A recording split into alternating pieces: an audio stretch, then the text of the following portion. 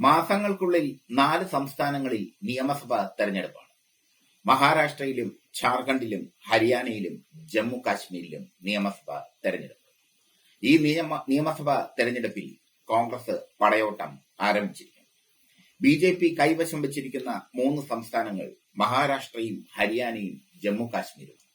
ഈ 3 സംസ്ഥാനങ്ങളിലും ലോക്സഭാ തെരഞ്ഞെടുപ്പിൽ മിന്നും വിജയമാണ് ഇന്ത്യ മുന്നണി നേടിയത്. മഹാരാഷ്ട്രയിൽ ആകെയുള്ള 48 സീറ്റിൽ 30 സീറ്റ് ഇന്ത്യ മുന്നണി നേടി അവരുടെ കരുത്ത് തെളിയിച്ചു.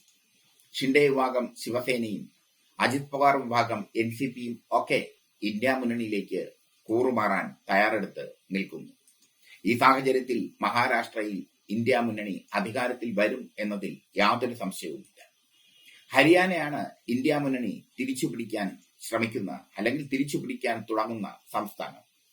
ഹരിയാനയിൽ കഴിഞ്ഞ ലോക്സഭാ തെരഞ്ഞെടുപ്പിൽ ബി.ജെ.പിക്ക് ഇലക്ട്രിക് ഷോക്കാണ് ലഭിച്ചത്.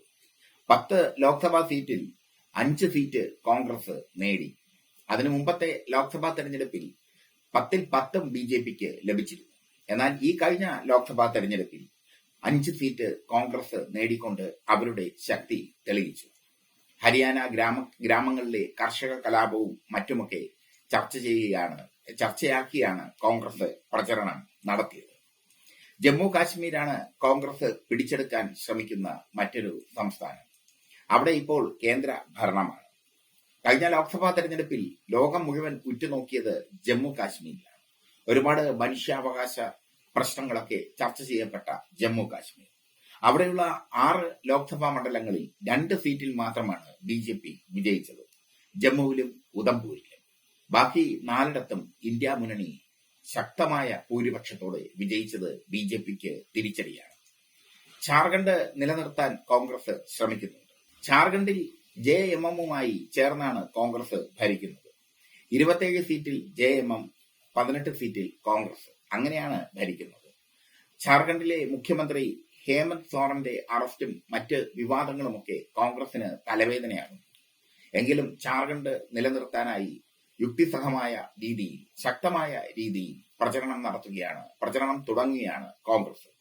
ഈ 4 സംസ്ഥാനങ്ങളുടെയും ഇലക്ഷൻ ഏകോപിപ്പിക്കുന്നത് തെരഞ്ഞെടുപ്പ് തന്ത്രജ്ഞൻ സുനിൽ കനഗുലുവാണ്. സുനിൽ കനഗുലു ഈ 4 സംസ്ഥാനങ്ങളുടെയും ഇലക്ഷൻ ഏകോപിപ്പിക്കാൻ തയ്യാറെടുത്തത്.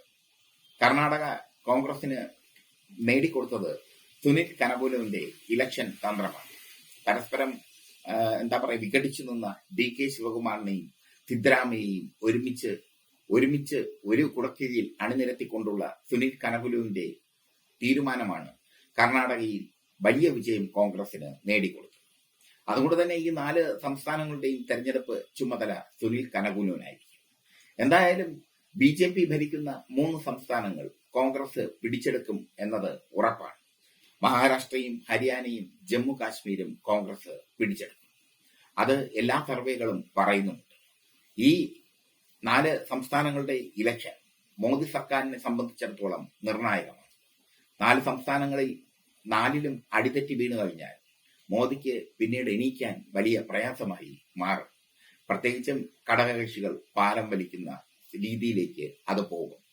കോൺഗ്രസ് പണി തുടങ്ങിക്കഴിഞ്ഞു. അവരവരുടെ പടയോട്ടം ആരംഭിച്ചു കഴിഞ്ഞു.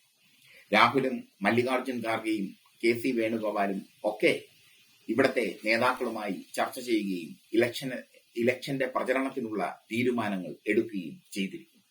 വളരെ നേരത്തെ തന്നെ കോൺഗ്രസ് പണി തുടങ്ങി. സ്ഥാനാർത്ഥികളെയും എത്രയും വേഗം പ്രഖ്യാപിച്ചുകൊണ്ട് അവരെ അവരുടെ മണ്ഡലങ്ങളിലേക്ക് പ്രവർത്തിക്കാൻ വിടുക. ഇതാണ് കോൺഗ്രസിന്റെ അടുത്ത ലക്ഷ്യം.